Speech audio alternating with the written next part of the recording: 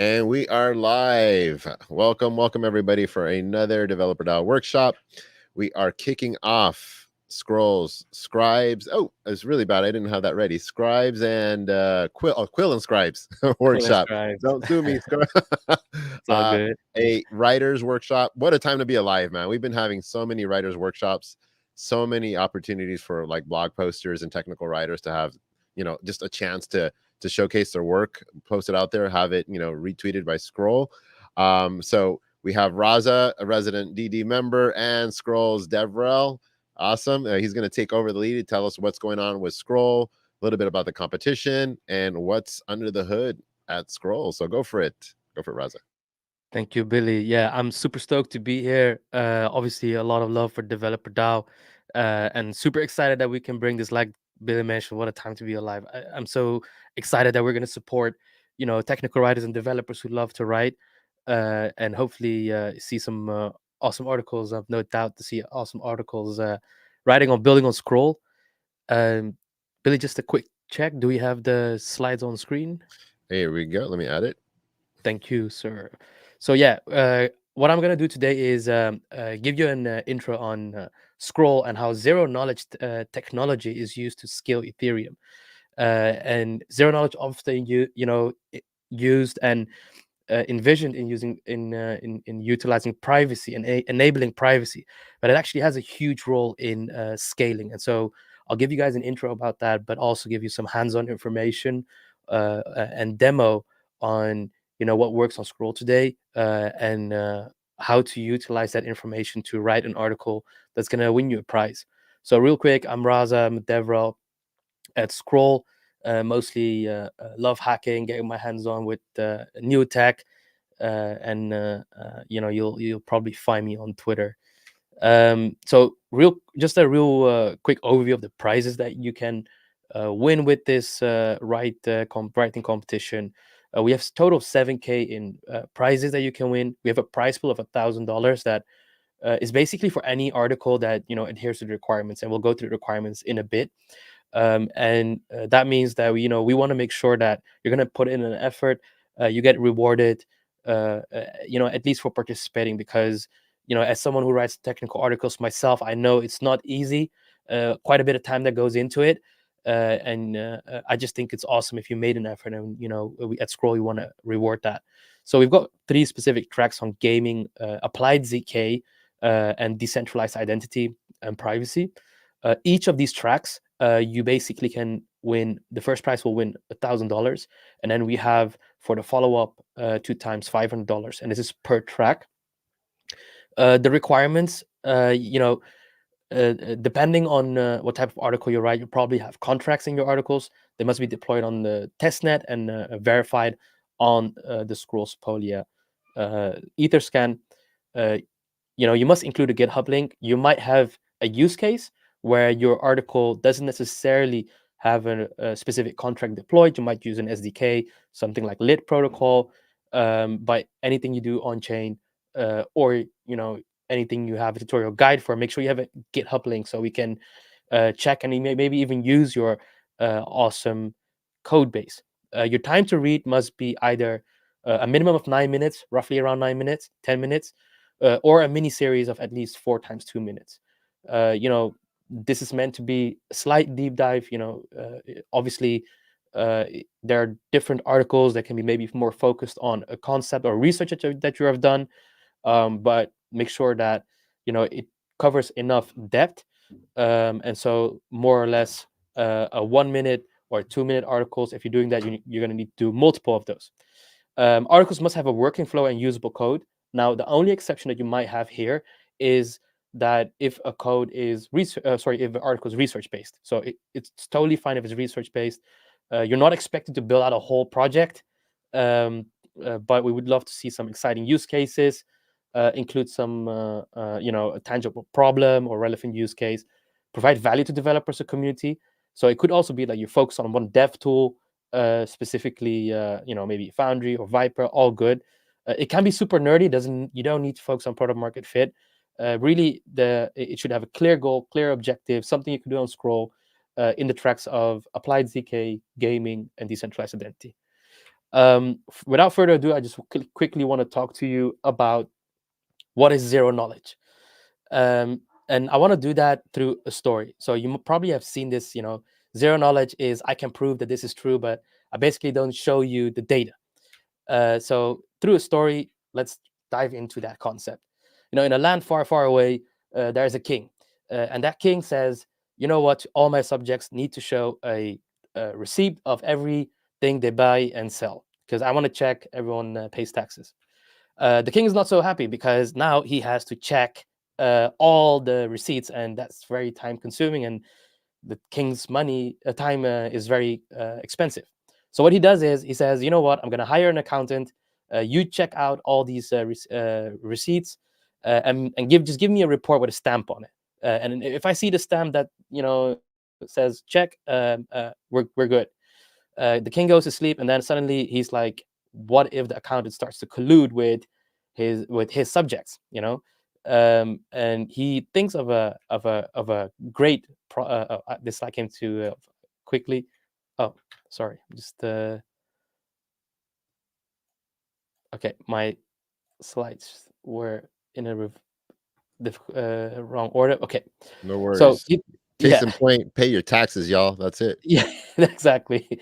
But what he does is says, "You know what? I'm gonna give him a specific computer that all he does is it enters the receipts and the transactions into that computer, and he cannot tamper with the computer because it has a set rules. So if a subject is not covered, the computer cannot generate a report, and if that subject has no transactions, it cannot generate a report. So now the king is happy again. But as you can see over here, what I did explain through that story is basically how an L2 and Ethereum work. So in this case, you are the user that creates transactions on an L2 like Scroll. And so what Scroll does is it has a proving system where all these transactions are pushed through, and we'll go through the details and like how it works under the hood in a bit. And so what happens in that proving system, in the proving network, is that a ZK proof is generated that all these transactions are valid. And then together with the transactions, the proof is committed to Ethereum, who is our king. And Ethereum basically sees, I have a bunch of transactions and I have a proof that these transactions are valid. So now, Ethereum and our king are happy. And that's in essence how ZK proof, as ZK technology is used in scaling. And we'll go deeper into it. So this is a more elaborate definition of how zero knowledge is used. So a zero knowledge proof or zero knowledge protocol is a method by which one party, so the prover, can prove to another party, the verifier, that a given statement is true. So the prover in this case would be Scroll, and the verifier would be Ethereum. Um, and so, what problem does it solve? So before we dive deeper into it, well, as we know, Ethereum is awesome, but it faces a couple of things, which is throughput and gas fees are high. And this is also known as the blockchain trilemma, where in a blockchain you have to choose basically two out of three. And Ethereum chose security and decentralization, which we're very happy about, but that means scalability suffers. And solving the problem is basically ZK rollups. And the holy grail of scaling solutions, also referred to by Vitalik, where he said, zero knowledge, ZK rollups are the holy grail of scaling solutions. So let's quickly dive into what a rollup is if you're really new and not familiar with rollups. Basically, it's another layer or another network that where you can commit transactions, and that rollup basically batches those transactions and commits them to L1, and L1 in this case is Ethereum. Um, in this case, an L1 doesn't need to execute these transactions because the L2 did that already. But blockchain networks are isolated, so they don't communicate with each other. So in this case, Ethereum doesn't actually know what happened on another layer. And so there are two types of proof, and I won't go into optimistic rollups, but there are validity proofs and fraud proofs. And fraud proofs are used by optimistic rollups, and validity proofs by ZK rollups. And so a validity proof in simple terms is like in our story is that receipt, is that report that Scroll commits on L1 that anyone can verify on Ethereum that transactions are indeed valid. And so how does L1 knows how exactly does it work? we will dive into in a bit. But the way L1 knows the truth is that it has the data, i.e. the transactions, and it has the corresponding proof. Before we dive deeper into how Scroll works under the hood, I wanted to give you guys an overview of how the ZK rollup the ZK rollup landscape looks like. And you might have seen this from Vitalik's article where he goes deeper into classifying types. I'm going to give you like a short overview, a more summarized overview, and that is, type 1, 2, 3, 4 is usually referred to as classifying the ZK rollups, where basically the lower the number, the closer you are to Ethereum. So the virtual machine, the layer that processes the code, acts and behaves just like Ethereum. And if you're of a lower type, that means that the actual virtual machine is further away from how the Ethereum virtual machine works. Now, what are the trade-offs? Well, being closer to Ethereum means that your dev tooling works out of the box or almost out of the box, and your code is processed out of the same way as Ethereum. So your Solidity code, Viper code, Yule works exactly the same. But the trade-off is that the performance, meaning the time to generate a proof, that receipt, is generally speaking more difficult if you're closer to EVM virtual machine. And if you're further away from Ethereum, why is that design choice made by some protocols? Is because it's way faster to generate a proof. And so the trade-off is are you closer to the EVM or are you faster in generating proof? The reason why I'm showing it to you like this and not this right now is because Web3 moves fast. A lot of optimizations are done on both ends. But going into the Scroll architecture, what does that mean for you? In simple terms, like I mentioned when I was telling the story, we're going to dive deeper into under the hood. Scroll consists mainly of, let's say, two parts. The first part is where your transactions are processed, and the second part is where your transactions and your code is taken, and where Scroll basically proves every little bit. So what happens is on the execution node, this is more like your traditional where you can compare it to the EVM, where you would have an RPC endpoint, you connect to it, and over here, this node will generate the blocks, process the transaction data, and pass it to the rollup node. And this rollup node commits the data to a rollup contract. And we'll dive even deeper than what you see over here. So I'm just going to give you a short overview, and then we're going to go into the deeper layers and details of how Scroll works. So on Scroll, you have on Ethereum, sorry, you have two contracts. You have a bridge contract and a rollup contract. Now, inside this rollup contract is where the data and the proof is committed, and where the proof is also verified. So when I said, how does Ethereum know that these transactions are valid? Well, we give inside this contract that we deployed at Scroll, we give the transactions, and we give the proof that these transactions are valid. So anyone can come in and verify. That also means that if you go inside or connect to Ethereum, you can sort of query all the data that's on Scroll on Ethereum, so that the data is available, also referred to as data availability. Now, the bridge contract is used to bridge your funds, your crypto funds, to Scroll. The native currency of Scroll, the currency you pay your gas fees in, is ETH. So you will need to bridge some ETH from Ethereum to Scroll in order to process transactions, execute transactions, etc. We have testnet faucets, so there will be links for you if you're looking for them, and we'll go through the docs in a bit. Now, what the execution node also does is, let's say you're deploying a smart contract. Parallel to that, what it will do is it will send the code in execution traces, so in pieces, let's say, to the coordinator, and we have a whole network of prover nodes. And what it will do is it will take pieces of that code, there are dedicated, let's say, tables for that, and it will generate a proof that, hey, this piece of code, it acts and behaves and operates just like it would on Ethereum. And it then gives a proof. And based on each of these individual nodes in a parallel way, it then generates a proof over the rest of the proofs, an aggregated proof. And that proof is sent back to the coordinator, which sends it to the rollup node and then posts it on the rollup contract. By the way, Billy, if there are any questions, let me know. Can't see the Yeah, chat. I was gonna pop in and say if you guys have any questions out there, go ahead and throw it out there. One question I have is in the docs or any there is that kind of laid out, or is there where can they reference this information? Because this seems like a lot of details that would be great for the scribes contest. Yes. So if you go to the scroll docs, actually, let me do that now. If you go to the scroll docs, we have a section called technology, and I'll also drop that for you, Billy. And over here, you can actually find everything. So the way I'm going through this is layer by layer, but in a similar fashion, it's written in our docs. So you can find over here on the left, you can see all the things you can find the whole roll up process, which we'll cover in a minute as well. Like how does a transaction actually look flow, and how does a Mhm. transaction life cycle look like, um, uh, and also details that you might be interested in, such as what are the things that you can query, what does a transaction look like, how to interact with the bridge. We won't cover how to interact with the bridge today, but make sure to reach out in the Telegram group if you have specific questions on any of what you'll find here. And then probably what's also good, and we'll touch upon that in a bit, is the developer quick start, where you can find all the details on how to get started, RPC endpoints, etc.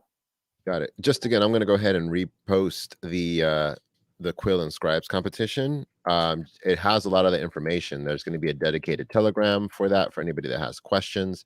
They can ask questions async on there at any time. So if you're stuck on something or you're stuck on a concept or you want to run a concept by the developers or the dev advocates, this is would be like the single source of truth of where you can find all the information, how to sign up, where to submit, and where to get your content from. Yep. Go for it, Raza. Go for it. It's so interesting that kids are coming in the background. They want to hear about scroll architecture, you know? They're crazy about it. They're Yeah. they're they're, they're all about the Yeah. multi-prover article came out, and my daughter was already reading it before bedtime. So You see, everybody's tripping. They're thinking about Blippy and all this other stuff. Talk about scroll architecture. It's going to bring all the kids, it's going to calm them down. It's going to be dope. let's go. So yeah, this in a nutshell, and I've got it over here as well, is how to see. So these are the is called the sequence layer, and the prover layer works. So the execution node responsible for the transactions, comparable to EVM, generates the blocks. The rollup node, this one over here, basically is the node that takes everything from the execution node and the coordinator and posts it on L1. So this node, so to say, posts all the data and the proof on L1 Ethereum, and then we have a prover network that generates the proofs for your transactions. And inside a transaction, it could be deploying a smart contract, you could be swapping tokens, anything that you're used to on doing Ethereum.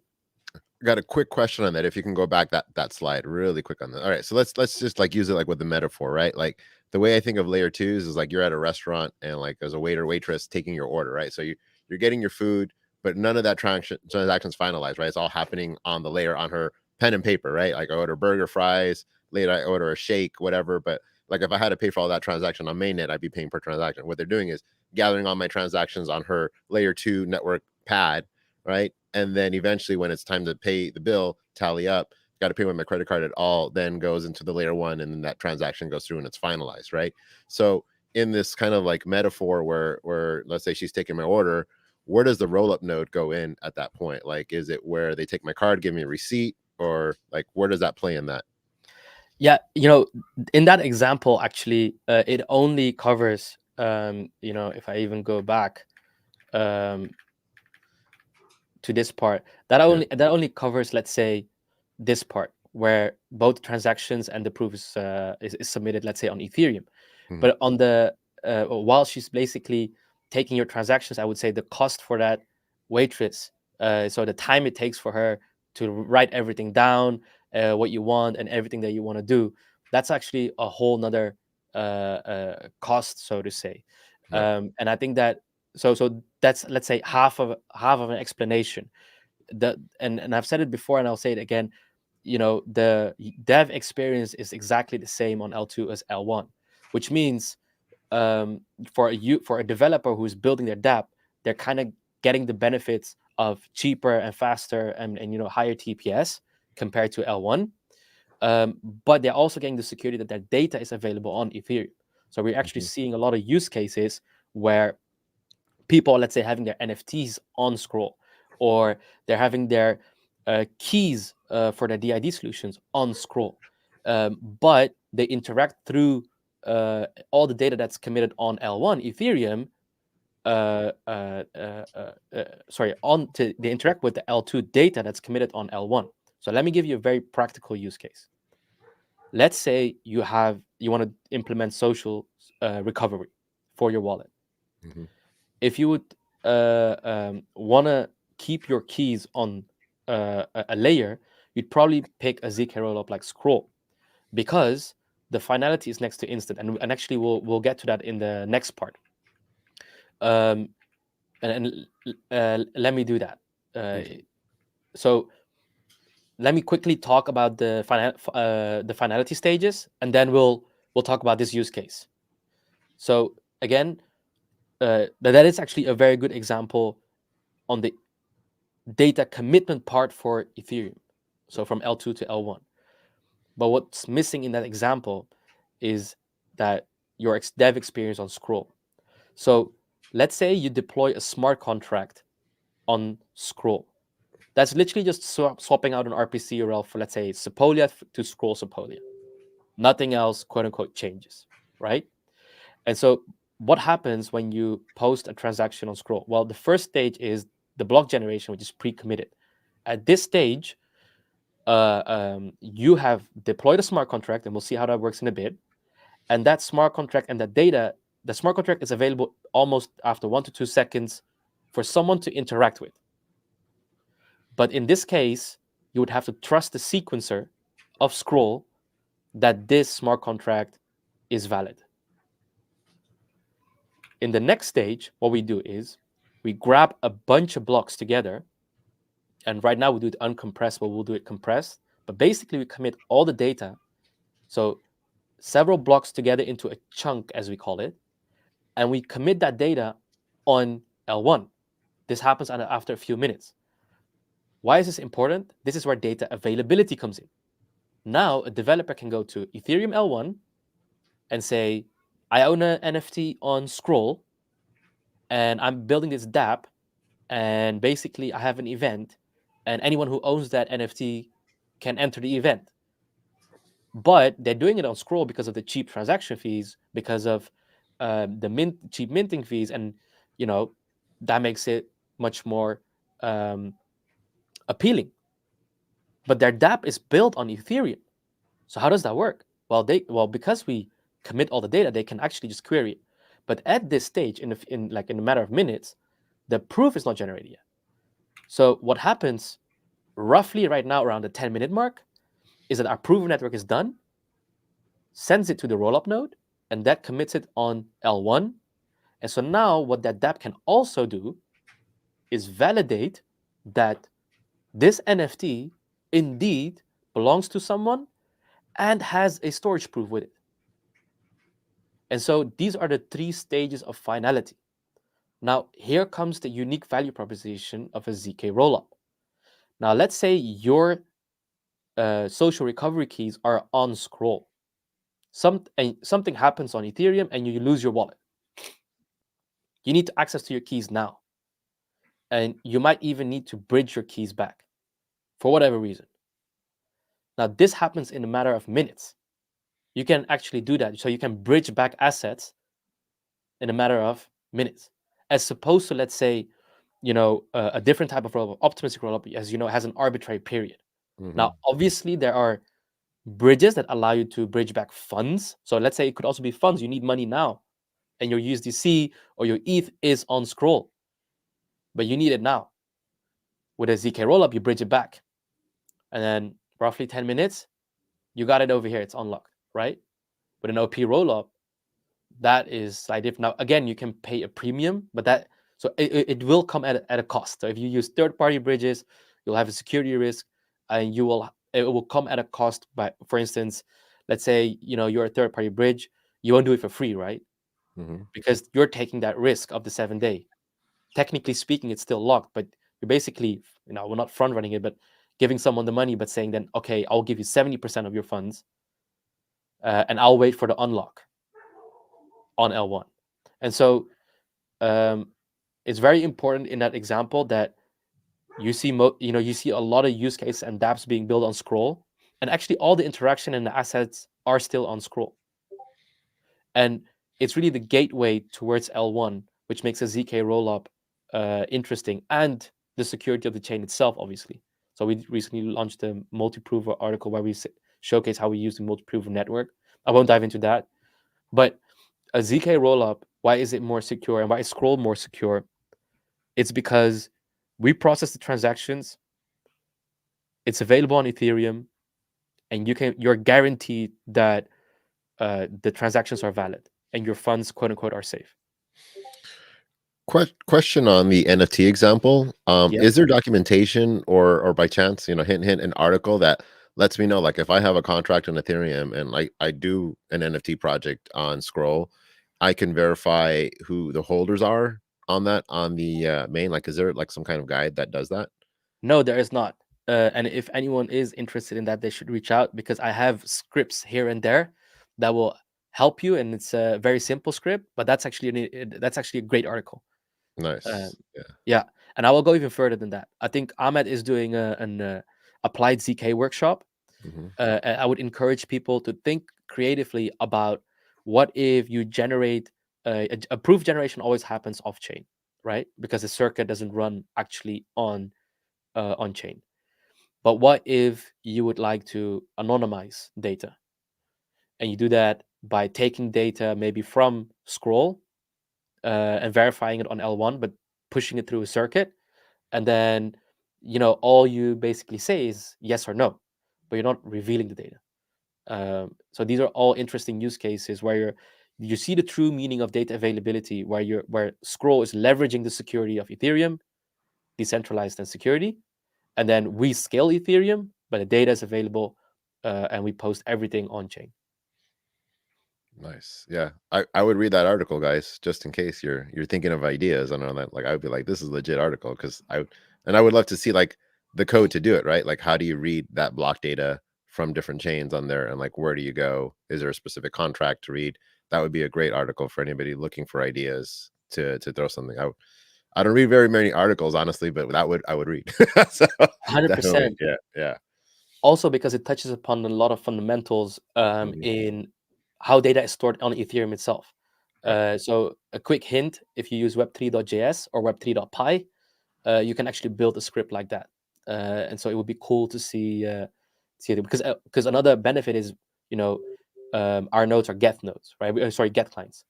So Web3.py works out of the box. You just change your Yes. RPC URL, and we'll actually see that in a bit in one of the intros.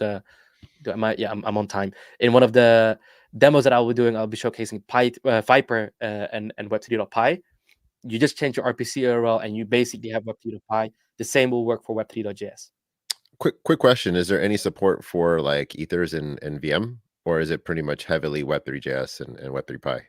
No, so quote unquote everything should work out of the box. Nice. Now that we're talking about it, I think right now the hashing mechanism SHA-256 at the moment is not supported, but we will support it um, very very soon. Hopefully Q1 this year. Um, but that's used in edge cases. And by the way, if you run into something, that's good. So if you run into something, hey, this doesn't work the way we thought, or something else, we love feedback like that.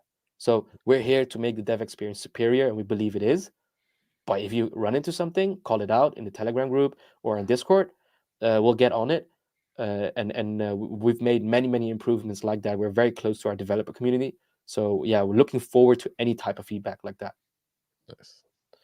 Um, Yeah, so shout out to Vivid. And then there's also EC pairing, but we actually do support EC pairing, but in sets of 4, I believe, instead of the maximum of 6 or 8 that is allowed on Ethereum. But also because we've seen extreme edge use cases, but we're gonna make sure we support like the full amount.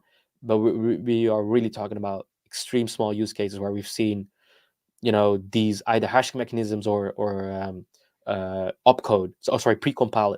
So EC pairing is a precompile is used. Nice. Cool. Shout I out to Dapper Dan saying that we should be scroll under the hat. I'm just trying to match Raza's energy and the hat verb here. Yeah. undefeated. That banana is There undefeated. you I quickly want to go through the flow in a slightly more detailed way, and then we'll dive into the demos because enough slides. But I'm gonna reiterate 70% of what I just said. But and again, this is available in our docs. But if you look at the one flow I'm gonna go through now, is if you look at when the user sends a transaction, they basically interact with the execution node, and over here you can see it works almost exactly the same as Ethereum. So you have a mempool, and then you have an executor service inside that processes the transactions and generates the blocks. The blocks are sent to the rollup node, which has a relayer that sends everything to L1, because again, blockchains are isolated networks, so you have services running that listen on both ends. In this case, we on the rollup node we have a read layer, and if you look closely over here inside our execution, we have a sync service. So if someone bridges funds from L1 to L2, the sync service listens to that and makes sure that your funds are processed accordingly on L2. And then over here you see how the coordinator takes the code or transaction detail, sends it to the prover network. The prover network actually should be an arrow here. Aggregates the proof, sends it back, and then the rollup node posts it on the rollup contract. And over here you can see two parts. The reason being is that, remember, in our finalizations phases, we have a commit phase and finalize phase. So transactions are submitted in the commit phase, couple of minutes, and then when we submit the proof, we basically the finalization phase is finalized, as in the proof is stored and verified. Cool. Yeah, this is an overview. I won't go in through this too much, because we went kind of back and forth. But this is basically, again, the phases. I'm also kind of excited to showcase you guys how boring the DevX is, i.e. it just works. I'm assuming that there are no questions at this point, so I'll just dive in.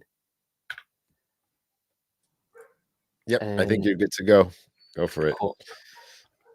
So the first thing that I want to showcase you guys is the easiest. Is probably Remix. Got it up here on my screen. So Remix, as you guys know, is a great tool to just quickly deploy or quickly test your code. In this case, I've got a simple Ether wallet from Solidity by example that I've got here. It's already compiled. In my MetaMask, I've got my Scroll network added. If you want to add that in an easy way, what you can do is go to chainlist.org. You go scroll Sepolia, include testnets, and over here you can basically add the RPC, and they have an add to MetaMask button, so that's pretty cool. And then it will add to MetaMask. Raza, can you make the Remix screen a little bit bigger so people could see the code on there just in case? Yes, sir. There we go. Yeah, Raza's got that 4K resolution, and he's trying to show off to us. Let's go. Got a nice monitor here. So over here we've got that contract. I will go to deploy and run transactions. I will choose injected provider MetaMask, and just save this to make sure it compiles properly, and it does. And I'll click deploy. MetaMask pops up, confirm the transaction, and then it will take less than a minute. So here you can see transactions confirmed. We can go to the block explorer,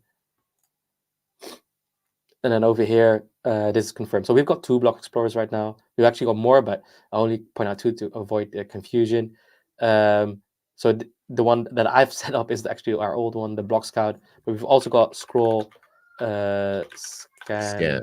Yeah. Yep. So over here, this one. So if we just go ahead. Wild question for you. Okay, now because I struggle with this all the time with like having block scout and Etherscan things. Has anybody come up with a tool that lets you verify on both block explorers? No, it hasn't. That's actually a pretty cool one. Yeah. That would be pretty dope. I think if I think about it, it should be super doable. Also, fun fact, it's not been released yet, but I've been thinking about an agnostic way to verify contracts. And I've got a web3.py script. So web3.py and web3.js both have actually ways for you to interact with the API endpoints, and you can send data. So also verifying. Cool. So over here we can see 42 seconds ago we deployed using Remix. But most of you are devs, and probably Remix is great for playing, but we want to use a quote unquote real dev tool. So I'm just gonna pull up my VS Code, and over here I've got Foundry. So I'm just gonna make this bigger again, and this is the same contract, just a simple Foundry project with Forge in it. I started, and then over here I'm gonna run this command. But maybe before I do that, one thing I love about Foundry, they came out recently with an update. I'm just gonna delete all of this real quick. And what that did is it allowed you to create an account within Foundry. So if you do a cast wallet list over here, you can see all the accounts that I created. And if you type cast wallet import, I believe, and then you need to choose a name, Billy Rocks, and then you also need to do dash interactive. And then over here, I'm not going to do that right now, but you can paste the private key of your MetaMask, for instance, and then it will prompt you to set up a password, and then it encrypts your key. So even if you accidentally quote unquote push anything to GitHub, your private keys are never actually pushed in an encrypted way. The awesome thing about that is that with a command like, I need to go up a little bit. Come on over here.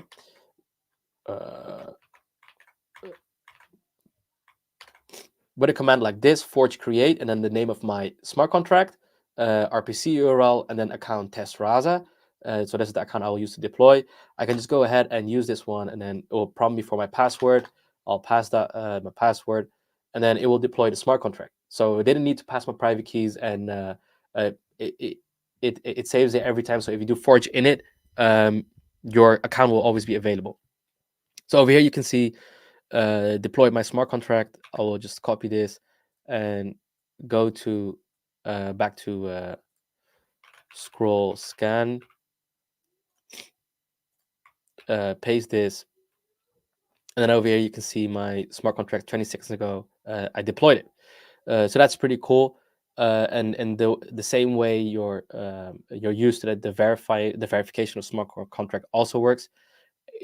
I'll make sure that there's a link specifically to how to do that. I know a bunch of people had issues with verifying contracts, and that really has to do with the type of Foundry version that you use. So make sure you run Foundry up, and that will download the latest version of Foundry and the latest version of Forge, and that should solve your issue. But if you go ahead, Billy. Windows users, I used to struggle with this. You literally have to rebuild the entire library to do that. Mac has a Foundry up option. Windows users, you got to like literally get the whole crate and rebuild it. It takes about 45 minutes to an hour, depending on Oh the speed wow! of your machine. So, yeah, just for the Windows users out there, for sure. Is that also if you use WSL out of curiosity? Yeah, no, WSL, you can have the Unix environment, which is nice, but the performance is much slower on there. So I've been using like I got a Mac too, just for coding.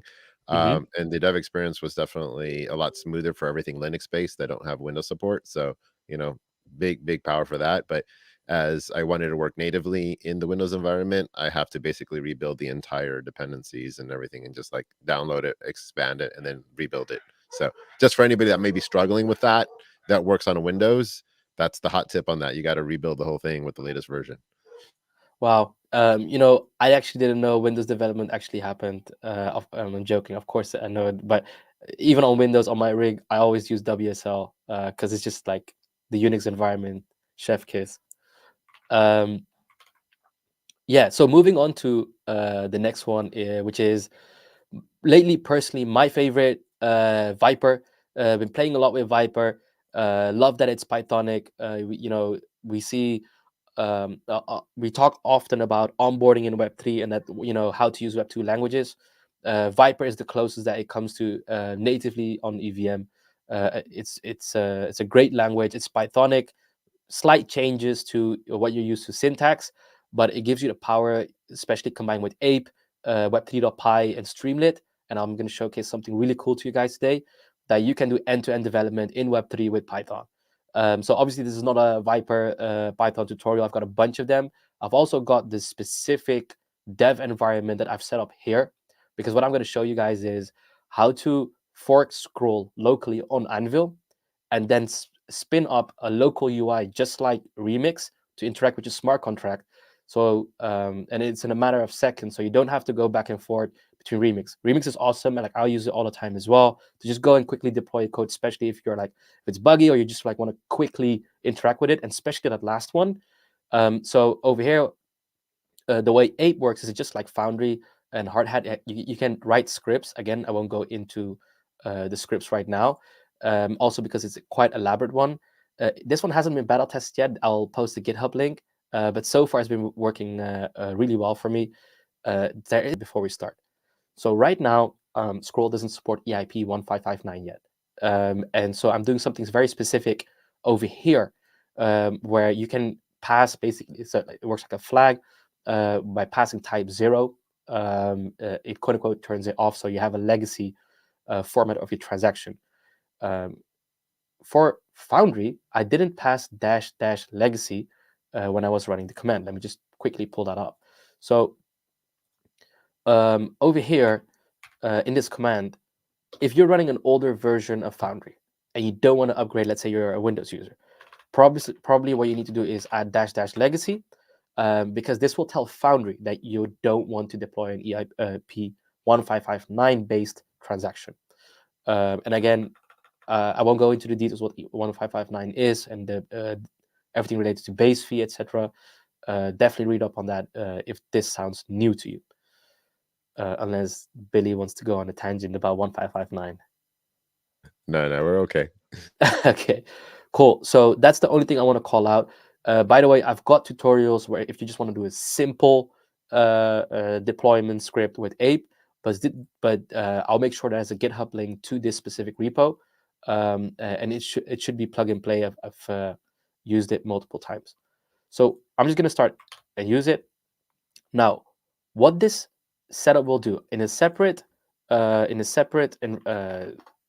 terminal, I will spin up Anvil, but I will spin up Anvil by using -- fork URL and then HPS. I think it's Sepolia rpc.scroll.io. So this is the public RPC URL for Scroll Sepolia. Now, what this will do is basically clone the latest block, and then we will have a local instance of Anvil running that has cloned Scroll. The cool thing about this is not paying anything for testnet ETH, and I've got a local instance of a blockchain working that functions and acts just like Scroll. So it's super fast. And then the next thing that I'll do is I'll just check. No, I don't have my virtual environment. So if you're a Python developer like me, you know we love to work in a clean dev environment. So I'm just going to activate my virtual environment.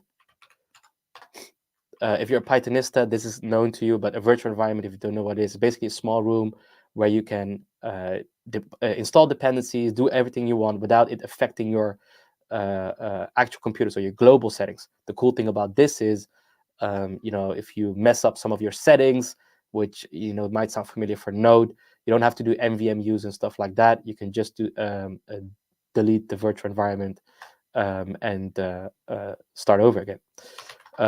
Also for the Pythonistas, I've got a requirement.txt. So if you're familiar with that, you just do pip install -r and then requirements, and that will install everything. I won't do that because I've already done it.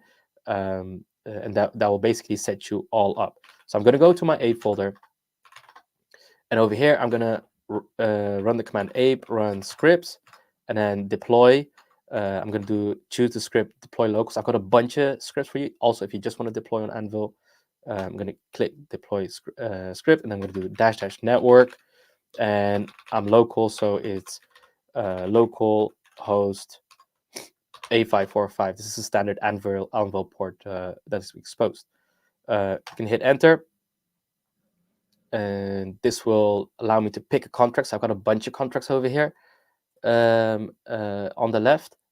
This script checks for whatever contract you want and will compile and deploy that one.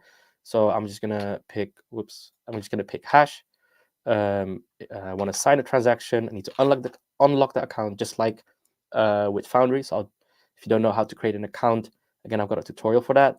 If you do multiple transactions, you can leave your account unlocked. Doesn't really matter in this case. And now here it's deployed, and boom. So it's not only deployed locally on our chain, but we get a UI instantly to interact with it. So if we want to add a user, in this case, the contract does this, we can add it. You'll see the transaction hash. If we want to add a user with a balance, this contract allows that as well. So we can execute that balance. And then if we want to get the balance for that user, 202, if you can see that. If we want to change that to 2000, set balance again, and then get user updates it.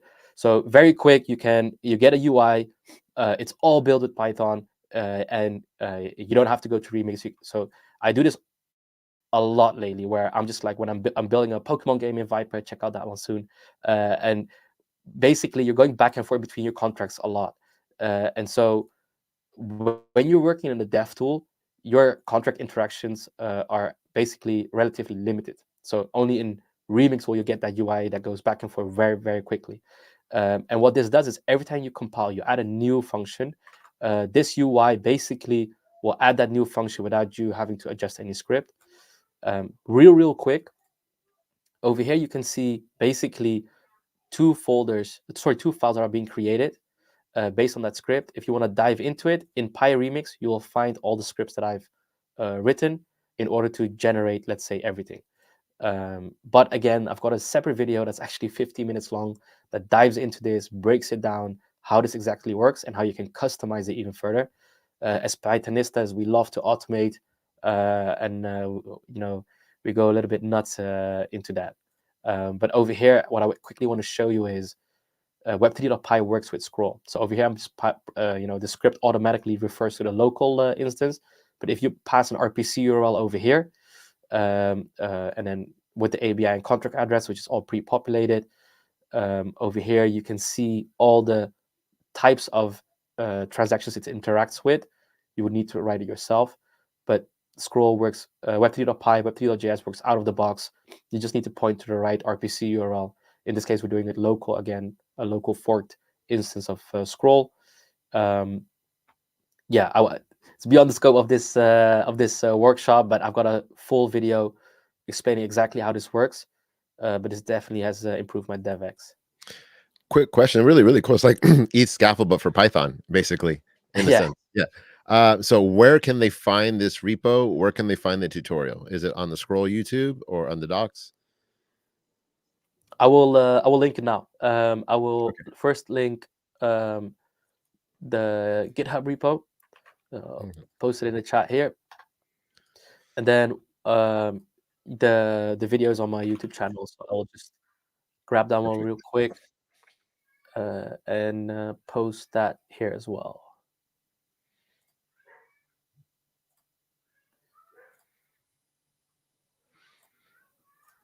Again, if anybody has any questions specific to Scroll or the competition, I'll be also asking about like what we're looking for in the competition. Like, I don't know if you have any more in the presentation, but I'd kind of like to cover for the contest what you're looking for, what you're not looking for, so some clarity. And just a reminder, we do have another workshop happening on Thursday as well, where we're going to be covering about what is it, applied ZK on Scroll 2. So like this is an ongoing scribes workshop or not workshop, competition that we're having all the way up to next week, I believe February 8th. So what are you looking for? Like we have a couple subcategories, we have a few items that we want to cover. Let's start with what you're not looking for. That might be the easier one. So in case people have ideas, they're not starting off with a bad tangent. Yeah. I think the basics were how to mint an NFT, how to use Open Zeppelin Wizard, because that's literally click deploy. So anything that would be that easy, or there is already a bunch of content about, I'd advise you not to do. However, you can come up with a creative way. So Open Zeppelin Defender works 100% on Scroll. So if someone wants to beat me to it, I've been wanting to do like a gasless transaction on Scroll using Open Zeppelin Relayer for a while.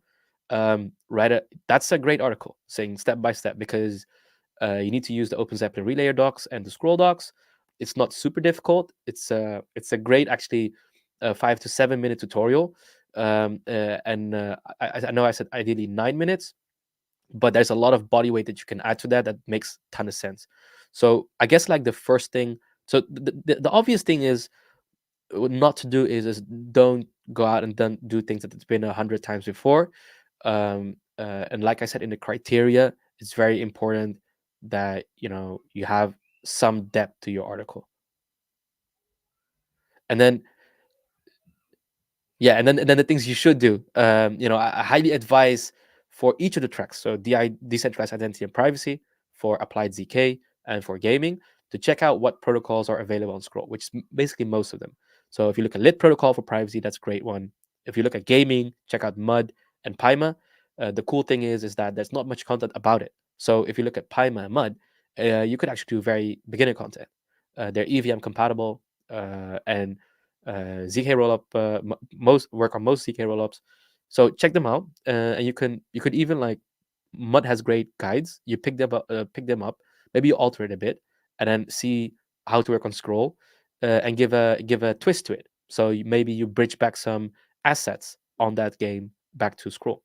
That's a great way of using the bridge, or you might not even bridge back, but just query the data, like I just mentioned. So you do some transactions and a contract with Mud, and then check the verification contract on Scroll, and then retrieve that data.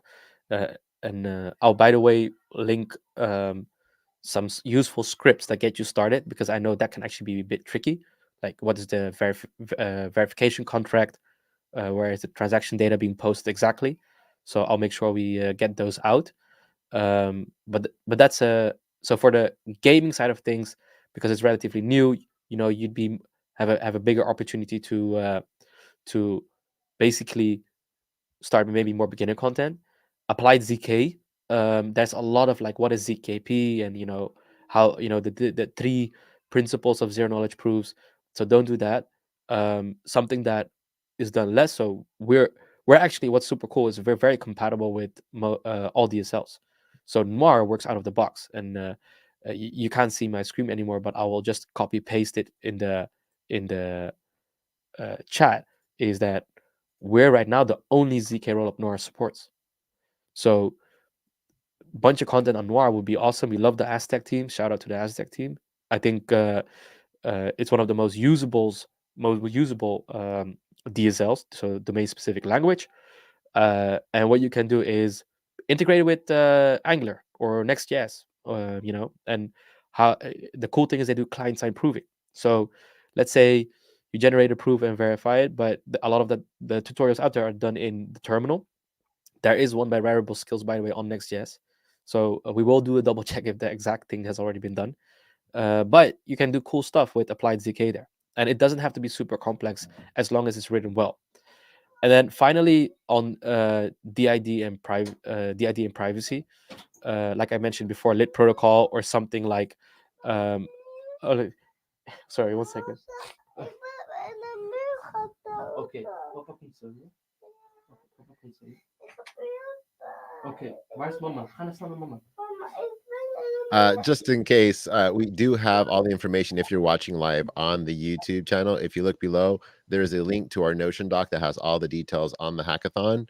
And I just posted on the link. I'm going to go ahead and post it again one more time on there. Zero knowledge and Scroll gets the kids really hyped up, and so they get excited when Raza talks about it. They're like, tell me more, Dad. So, That's exactly what happened. It's like you promised to do a bedtime story about ZK rollups. Yeah, bedtime soon over here. So, yeah, quickly. So DID and privacy on Scroll. Check out the protocols that are available today or are permissionless, such as the Spruce ID. Use it on Scroll. It could, and again, if you don't find any content on that, it's perfectly fine to do a one-on-one. And you'll already notice there might be a slight overlap. So if you do applied ZK, it might also touch upon privacy, so that's probably a cool one. You're also encouraged, for instance, for the gaming. Like I said, soon I'll come up with like a Pokemon style game for Viper. You can also do vanilla Solidity and vanilla Viper. What that means is you don't utilize an engine like Paima or Mud, but you just build it from scratch, and it's a cool game. We're not talking about a Call of Duty level game. It's a It could be like a terminal-based game, a small story, whatever it is. So be creative in that sense. It doesn't need to be super complex, but it needs to be usable. So if I look at it and it's like, hey, this is a cool thing, I can build on top of this or use it in my code base. That would be awesome. Now, all the submissions do require to have a little bit of code in there. So it's not purely text in there. Like you can't chat GPT it and say, hey, give me all the details that in this workshop that happened with Scroll. There's got to be a little bit of code, a little bit of scripting on there as a technical blog. It is a technical blog. It's not just a general blog. So one of the requirements is to have some form of code.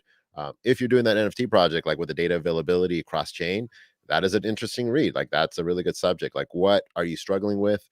What can Scroll solve a solution for you is a really, really good way to approach, how you're coming up with the article.